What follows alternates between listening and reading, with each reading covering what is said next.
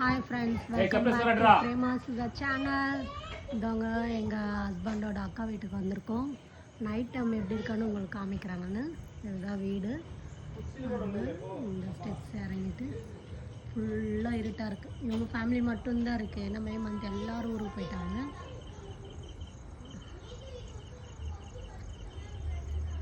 பாருங்கள் எவ்வளோ இருட்டாக இருக்குது, யாருமே இல்லை. ஃபுல்லாக ஓப்பன் பிளேஸு. இது அவரோட ஸ்கூல். இது